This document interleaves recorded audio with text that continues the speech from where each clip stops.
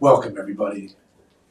It's time to go through another episode, and we're going to talk about pre-approvals. Why is it important to get a pre-approval? You know? Did you ever try to buy a house without a pre-approval?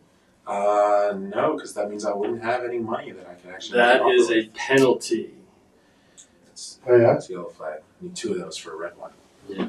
But yeah, I mean, you can't really, like, especially with the way the market is now, like, houses are going so quickly anyways, and the pre-approval process in itself can take 1 to a couple of days to get done. So it's like, by the time you get a pre-approval done on a house that you like, the house is gone or already has multiple offers in on it. Yeah, but clients generally know how much they can afford, right? That's No, what they never say. do that. Clients never ever go to you and say Well, they think that they can afford it. that they can afford it. Yeah. You know, I had people one time come to me and they're like, "Yeah, I can do $525,000." You know what happened when I got the pre-approval back? What happened? $350,000. $175. And we're out looking at houses with like 2-car garages on an acre of land, and you know, they were very upset with me. They're like, "Oh, it's not the kind of house that we want." Yeah, and I mean, a big thing with us is setting expectations properly. As a professional realtor, you know, your real estate agent should be able to do that for you. That being said, if you're going through and looking at $600,000, $700,000 homes, you know, and then you get pre-approved for $350,000, you're going to look at those $350,000 homes like, oh, I don't want this at all. Like this is, you know, you're going to be setting yourself up for false expectations. Yeah. And hand in hand with the pre-approval is being able to get a comparative market analysis of the houses that you're looking at to make sure that you're looking at the houses that are appropriately priced. Yeah. A lot of times sellers, they think that they're going to get a lot more than they really are. Sometimes, yeah. Yeah. Sometimes. Yeah. But you know,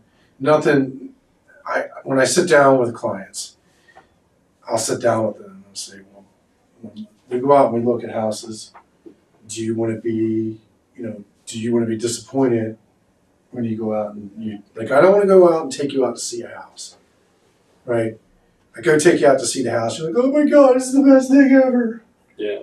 And then we go back, we go write the offer up. So the part of the drafting the offer is submitting a pre-approval. That's a part of the paperwork that has to go in. So I go do that, and you're like, okay, I go show you this house. Yeah. Yeah. I think what surprises a lot of people that they aren't aware of is the closing costs. Yeah. You know, they think, okay, I got this much for a down payment and I've got this much I can afford monthly. And they don't realize that, hey, you're going to get closing costs on top of all of that. And closing costs can Plus, build up. not just that, I mean, even through the underwriting process and the loan application process in general, what you'll see is you'll have. How much is it? So with closing costs, what's the usual percentage for closing costs? 3 to 5%. 3 to 5%. Yeah. Right. Yeah. So it's like we were talking one day about VA closing costs. When you had a veteran that come in and says, yeah, 0%. Yep.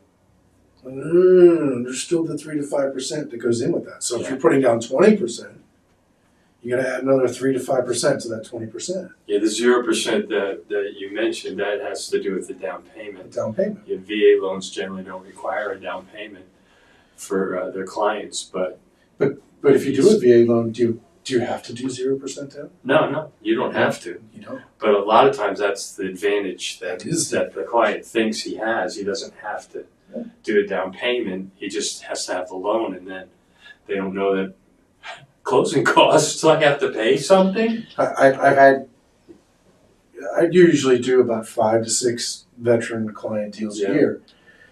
And I've had it, over a couple times. And even though I'll show it up front when we do the consultation, I'll say, hey, this is the cost. But then they forget, oh, I didn't know I had to pay all that.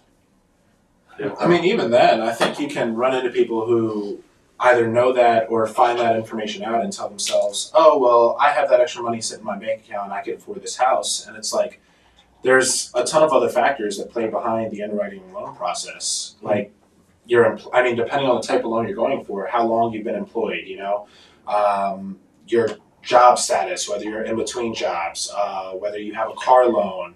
I mean, they look at debt to income ratio, a million things. So yeah, so debt to income is a big piece of it. They look at it and they say, well, I can afford, a $2,300 a month mortgage payment. Yep. But the other factor to it is like, okay, I have a $1,000 a month car loan. I have $1,500 a month in credit card debt that I'm paying, or College debt. the college debt. I think they pretty much still overlook that, but It's still there. it's still there. Personal loans, anything that goes into your monthly cost that's trackable. And then even with that, it's like you might be telling yourself, I know what my monthly income is, I know I can afford all these bills, but it's a matter of the lender's not going to look at it that way. Yeah. As a lender, they're not going to lend out a few $100,000 to a home that they don't think they're going to get back. They're trying to go with the most secure form of lending their money out as possible. Yeah. I think generally speaking, they're looking for no more than 40%, right? Isn't that the golden number? It Generally depends. speaking. It depends. It depends on the type of loan.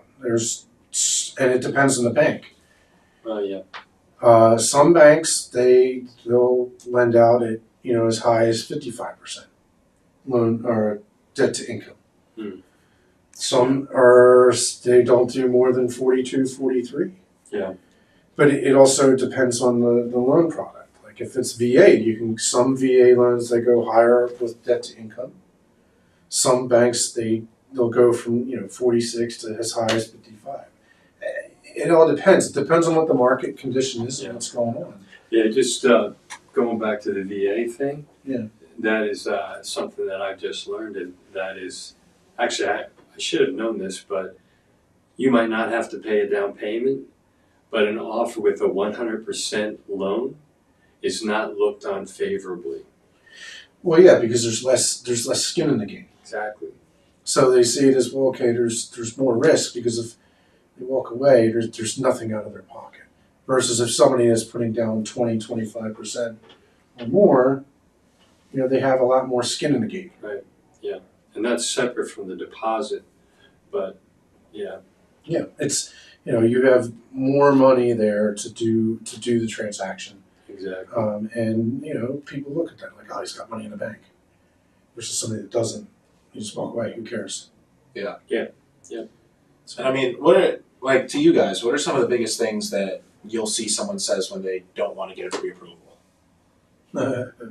Like, I'll hear any little story or detail. I mean, one of the biggest things I hear is they think it's only going to be for that property specifically or but it's pre-approvals can last 3 to 4, maybe sometimes even up to 6 months, depending on the lender. It's usually 90 to 120 days. Yeah. Mostly what I hear is the fear that someone pulling their credit score is going to affect their credit score negatively. Yeah. That's the one that I've heard the most. Which, I mean, at the end of the day, in my head, the way I'm thinking about it is, if you're serious about looking for your home and trying to make your purchase, especially how I mentioned earlier with the market the way it is and things going as quickly as 1 to 2 days, why wouldn't you get something that will leave you pre-approved to make offers on any homes you want to make an offer for over the next 6 months or 4 months? Well, you made a really good comment there, and the comment is homes are moving within a few days. So it's important to have the pre-approval because, like you said in the beginning, well, it can take a day or two to get the pre-approval done. Yeah. It depends. So there's two different things. You have a pre-qualification and you have pre-approval. Pre-qualification, they're just like, okay, how much do you make? They might do a quick A soft pull. or whatever and get basic information. But the pre-qualification is not as strong as the pre-approval. And the pre-approval could take a couple of days because it may take you a couple of days to get all your tax forms for the last couple of years.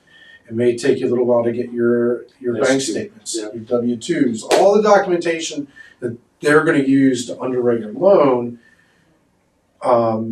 It may take longer, and if they really are really good, and you've seen this before, where they'll underwrite the loan fully, and the only thing you have to do is go under contract, Yep. and get an appraisal.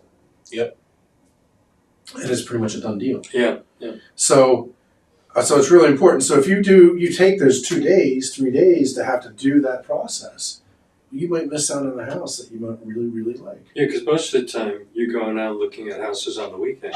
Yeah. So being able to get in touch with your loan officer on a Saturday or Sunday might not happen. Yeah. And then they want all offers on Monday, but you don't have the paperwork that you need to be able to send in an offer. Yeah. I've had that happen a couple times.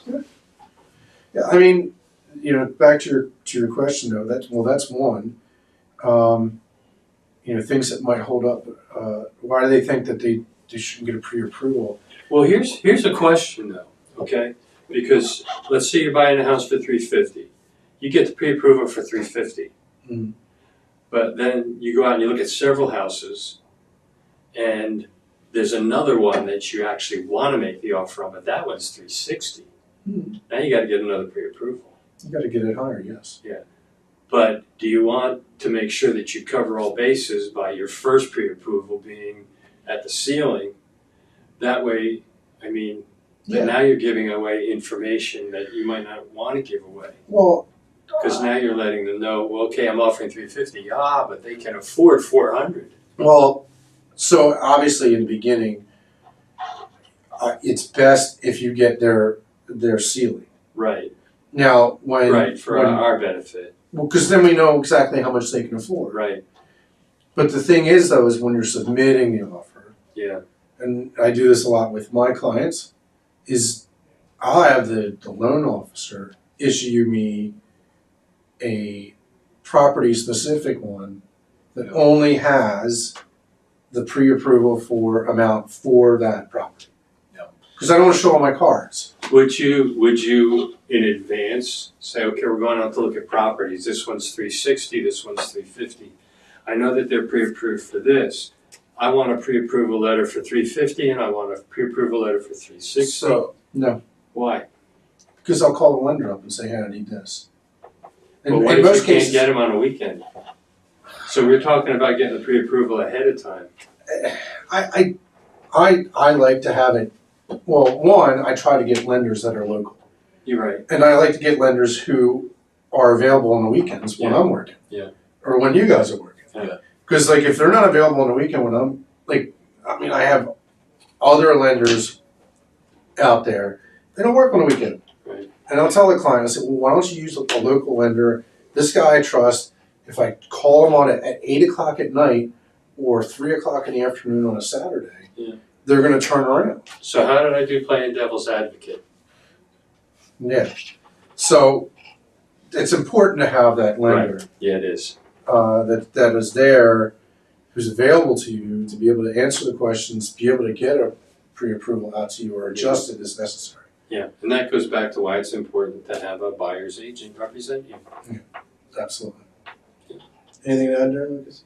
No, I think you guys pretty much covered everything with the lender. And I mean, as long as you have a real estate professional who can connect you to a qualified lender, it's all a matter of who you're working with, the type of people you want to be in contact with, the type of people you want representing you, the type of people you want getting the job done for you. Yeah. And we And provide believe our me, services and more. There are loan officers that are right on top of it and they're available all the time, and there are others that, man, they just disappear. Yeah, all the ones I've dealt with have same day, within a couple hours or something, will send me the new pre-approval with the new offer or whatever we want to write on there. Yeah, we Give it some time, you'll find some that don't. stray away from those. So, well, folks, appreciate your time with us today, and tune into our next podcast. I don't know what we're going to talk about next. We'll figure out something. So, all right, have a great day. Have a good one, guys. Adios.